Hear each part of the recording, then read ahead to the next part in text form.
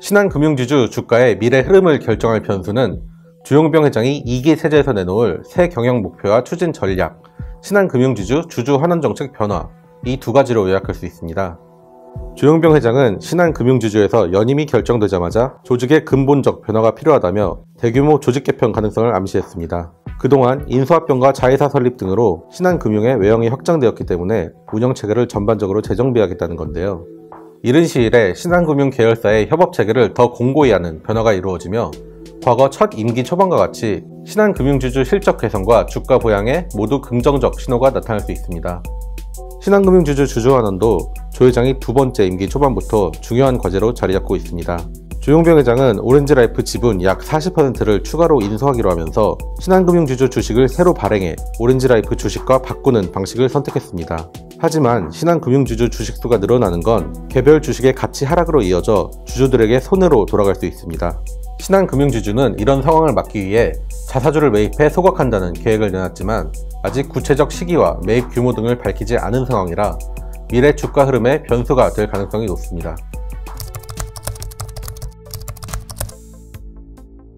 주용병 회장은 지난 임기 동안 신한금융그룹 외형 성장과 사업 다각화, 실적 방어 등에 기여한 공을 인정받고 있습니다.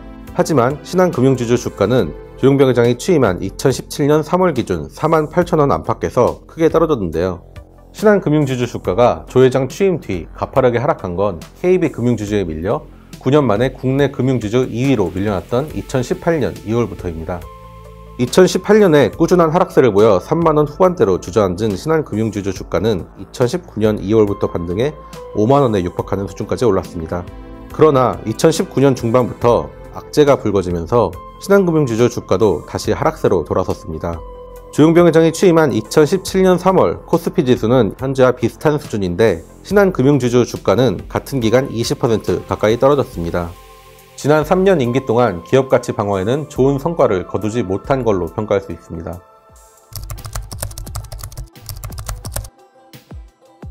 신한금융지주 주가는 주용병 회장이 취임한 뒤 2017년 8월에 사상 최고치를 보였습니다. 주용병 회장이 신한금융그룹 전반의 대규모 조직 개편을 통해 글로벌과 디지털, 투자금융 등 핵심 사업 부문을 강화하고 계열사 협업 조직인 매트릭스 체계를 도입하며 성장 기대를 높인 덕분입니다. 부동산 금융사업과 같이 가파른 성장이 예상되는 분야의 진출 계획을 발표하고 신한금융그룹의 해외 사업 강화를 위한 구체적 목표를 수립해 실행한 점도 주가 상승에 기여했습니다. 주용병 회장은 인수합병 시장에 좀처럼 뛰어들지 않던 신한금융그룹의 태도를 바꿔 취임 뒤 인수합병에도 적극적으로 나서 외형 성장을 추진했습니다. 특히 신한금융지주가 생명보험사인 오렌지라이프를 인수한 게 가장 큰 성과로 꼽힙니다. 주용병 회장은 2018년 9월 대규모 인수합병을 결정했는데 그 뒤로 1개월 동안 주가가 10% 가까이 오르는 효과가 나타났습니다. 주용병 회장 임기 동안 신한금융그룹에서 일어난 가장 큰 사건은 채용비리 사태로 꼽힙니다. 검찰은 주용병 회장이 신한은행장으로 일하던 2016년까지 특정 인물을 우대하거나 성비를 조작하는 등 채용비리 행위에 가담했다는 혐의로 조 회장을 기소했습니다. 조 회장과 관련한 CEO 리스크로 신한금융지주 주가는 경영 불확실성에 반응해 하락세를 보였습니다. 신한은행 채용비리 재판은 그 뒤로 1년 넘게 이어졌는데 조 회장은 2020년 1월 1심 선고 공판에서 징역 6개월에 집행유예 2년의 유죄 판결을 받았고 실형은 면했습니다. 조 회장이 2019년 12월에 이미 회장 연임을 결정지은 만큼 CEO 리스크에서 벗어나게 된 건데요. 하지만 신한금융지주 주가는 뚜렷한 반등을 보이지 않고 있습니다. 재판은 대법원 상고심까지 이어질 걸로 예상되는데 조 회장의 임기 중에 유죄 판결이 확정된다면 도중에 물러나야 할 수도 있어 CEO 리스크가 여전히 남아있는 상태이기 때문입니다. 주용병 회장은 신한은행에 입사한 뒤 영업점 지점장과 인사부장, 기획부장, 글로벌과 경영지원 등 다양한 분야에서 경험을 쌓으며 차근차근 승진해온 정통 신한맨으로 꼽힙니다. 조 회장은 2007년 신한은행 뉴욕 지점장으로 근무하다 글로벌 금융위기가 닥쳤을 때 신한은행의 자금 조달과 관련된 핵심 업무를 수행하며 신한금융그룹 내부에서 두각을 나타내기 시작했습니다.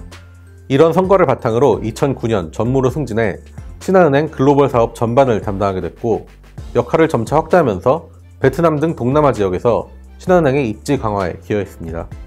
2019년 말 채용비리 재판 선고를 앞둔 상황에도 신한금융지주 이사회가 일찌감치 조 회장의 연임을 결정한 건 임기 동안 보여준 성과와 잠재력에 모두 좋은 평가를 내렸기 때문입니다.